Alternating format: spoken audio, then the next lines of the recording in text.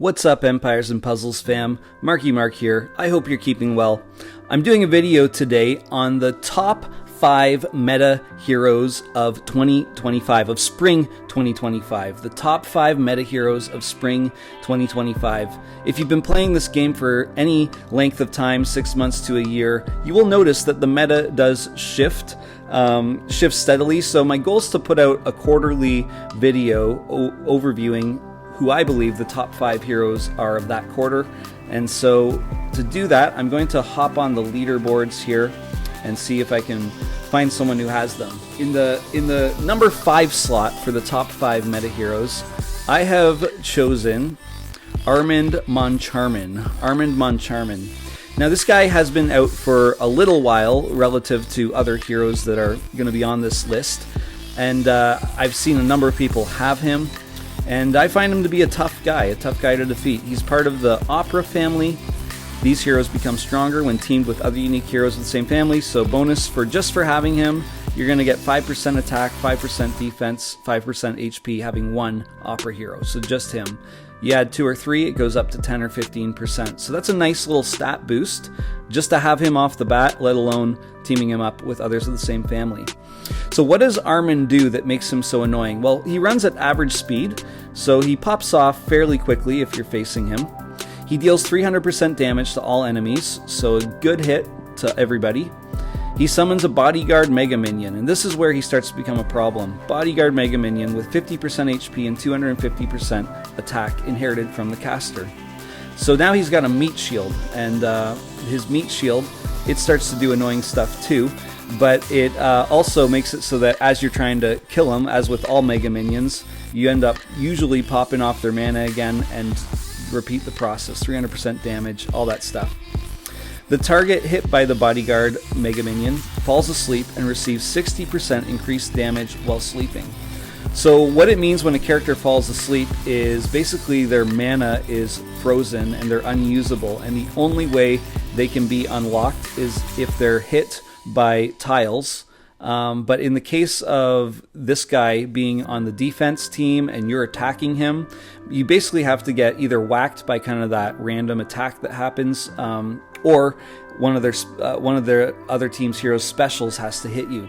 So I found facing Armand, here's why I find him to be annoying and why I've put him as number 5 in the meta. I find he's tough to kill. He's got that beefy minion that's keeping him protected and hitting you. And then I find he's constantly putting your heroes to sleep. And so sometimes you'll have 3-4 of your heroes asleep. They're charged up specials, but you can't do anything with them. And so I find often Armand is one of the last heroes left when I'm attacking a defense team that's got him on it. And that's kind of how I'm framing my meta for this, is the heroes that I find the toughest that I want to either avoid, or they tend to be the last ones surviving when I'm attacking a defense. And Armand is definitely that guy. He does have a couple passives as well, resists attack, and he receives 10% health each time a status ailment expires or is cleansed or removed or relocated from him. So that's kind of handy. But I find overall it's just that minion, it's that putting you to sleep that makes him really tough. And I will say he's number 5 on the list for a reason. He's there because I do think that he is kind of moving out of the meta. Maybe a month or 2 ago he was really in that sweet spot, but he's kind of moving off. I'd be surprised by summer 2025 if he's still on my list. But a lot of people have him. You're probably facing him. He's a tough cookie. All right, number 4 on my list. This guy's got a few of them, so that makes it helpful. Number 4 on my top 5 meta heroes of Empires and Puzzles is Astrid. It's Astrid. This hero's been around, I don't know, maybe 2 or 3 months, something like that. But what I can tell you is this: from the moment I first started seeing Astrid on defense teams, I initially underestimated her, and she is just so challenging to deal with because of her special. What her special does is it's the Booming Mend, so she recovers 50% health for all allies. Pretty good heal. But here's where I find she gets really frustrating. Each defeated ally has a 40% chance to get revived with 30% HP. She's certainly not the highest revive chance reviver, but 40% is pretty good. And what is really annoying is when she does revive, the hero revived gets 30% HP. It's a huge heal for a hero to get revived to. And as you know, often when heroes get revived, their mana's up or half up. Really frustrating. Then all allies have a 20% chance to drop any received damage to 1 for 3 turns. So it's kind of a nice extra perk. She's part of the Bard family, and so the Bard heroes, the way this family works is they actually go solo, so you're not supposed to bring more than one on a team, and she gets a 5% mana generation if she's sitting on your team with no other Bard heroes. So that's pretty sweet too. She runs at average speed. Any mana advantages are always good. And then of course her passives, basically if a hero on your team, if you're attacking, does a ballad or does a dance, they can only have it for 1 turn if Astrid is on the other team. So why is Astrid number 4? Well, like I said, what I found is this. If I don't deal with Astrid right off the jump, she's going to come back to bite me in the butt. And so if I go after their tank, whoever that is, Bernadette or Fergus or someone like that, and I kind of leave Astrid, even if I get the tank dealt with, Astrid, by that point, she is doing her heal thing. She often, well 40% of the time anyway, revives that tank or that problem hero I've been trying to deal with, and then I just get wiped out. So when I see Astrid in a defense team and I'm attacking, she's pretty much the first one I'm going for, even before the tank that's in front of me, because if I don't deal with her, she is going to revive someone at some point in the match, and it's just going to be a problem. For that reason, she is in my number 4 slot as the top 5 meta heroes for 2025, spring 2025. All right, number 3.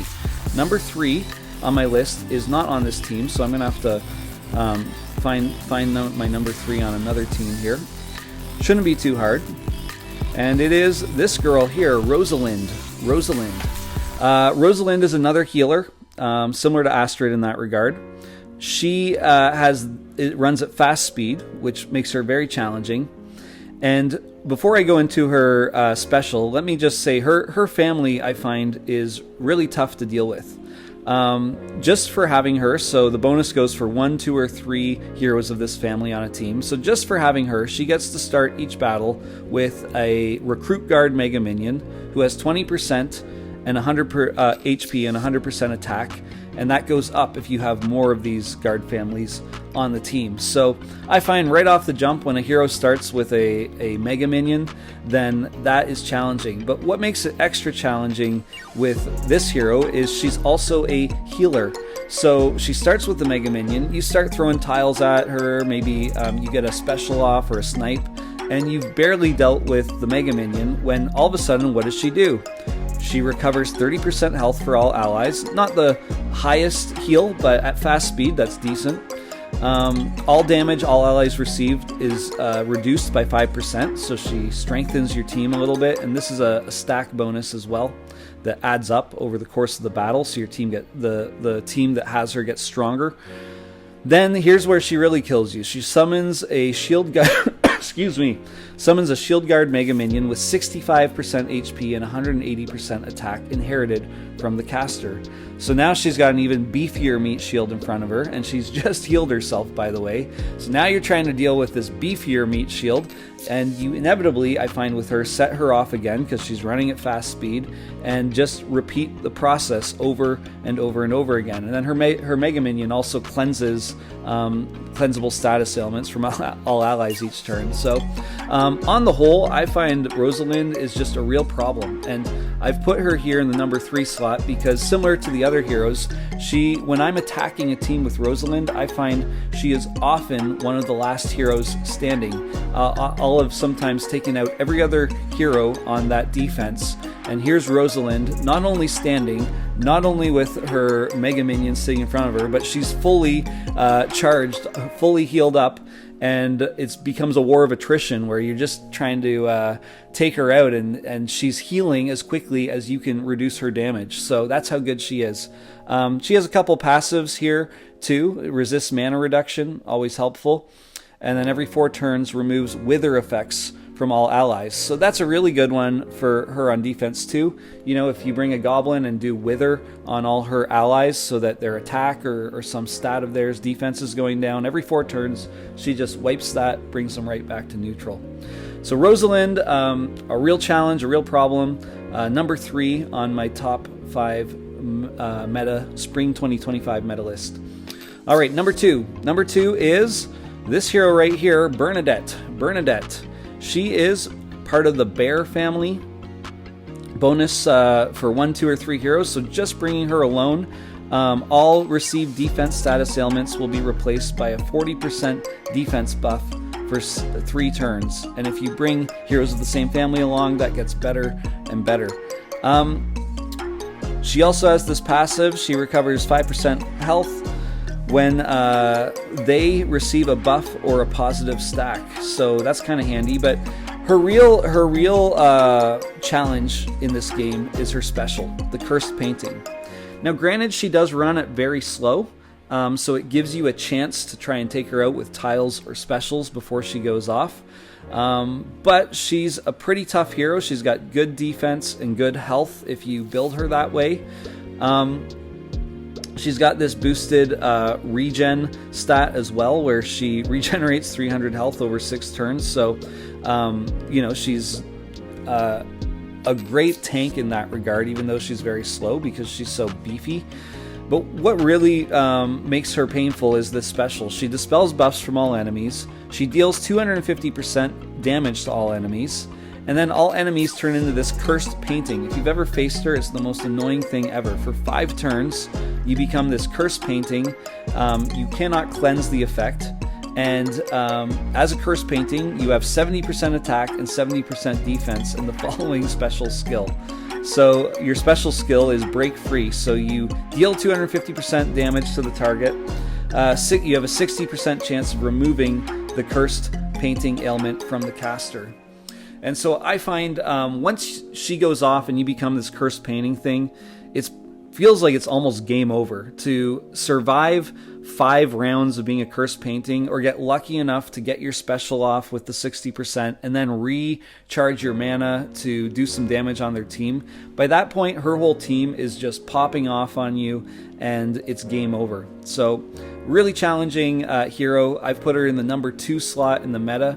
The reason why she isn't number 1 is I have found some strategies for beating her. Because she's very slow, you can either go at her with blue tiles, or you can bring a hero like Guardian Gazelle, who will protect your team from becoming Cursed Paintings. But overall, I mean, unless you get ahead of her, she's going to go off, she's going to wreck you, and really, really great hero in the game right now. Alright, and that brings us to our number 1 Spring 2025 meta hero in the game. It's this guy right here. His name is Fergus. Fergus. I hate facing this guy. I re-roll when I see Fergus. Like Rosalind, he's part of this guard family, so he starts the battle with a pretty decent Mega Minion. He's running at slow speed, so he's not the fastest guy, but I find with that Mega Minion, you know, you're trying to take the Mega Minion out, deal some damage to his health, and before you know it, he's got his mana charged up, and then he goes off. And when he goes off, he wrecks your team. He reduces the mana of the enemy, so he reduces your mana, the enemy with the most mana, by 70%, and then reduces the mana of everyone else on the team by 40%. So when this guy pops off, and it always happens to me when I have 2 or 3 heroes where I've just charged their mana, then this guy pops off and he just wipes that mana like significantly down, to the point where you got to make sometimes 1 or 2 matches to try and get your mana back up to where it was. So frustrating. All enemies get 30% mana generation for 6 turns, so when I'm attacking this guy, you know, all my mana slows down. And then he summons a Sword Guard Mega Minion with 35% HP and 300% attack inherited from the caster. The target hit by the Sword Guard Mega Minion receives 537 bleed damage over 3 turns, and this effect spreads to nearby enemies. So he's whopping you with a hit with this Mega Minion, and then you're also bleeding out, and the bleed spreads. He does so much, and his passives are frustrating. He gains 5% mana when he receives status ailment or negative attack. Excuse me. He has an innate resistance against mana reduction, so if you think, oh, I'm going to deal with him with a mana reducer, not going to work. And every 4 turns, he removes the growth effects from all enemies. So again, if you go, I'm just going to bring some goblins who are going to beef up my attack, beef up my defense, and I'll take him out. Every 4 turns, he just wipes that growth. So good luck with that strategy. He starts with this defense up. If you have him second 2 limit broken, 20% defense for 6 turns, making him even beefier than he already is. This guy is a problem.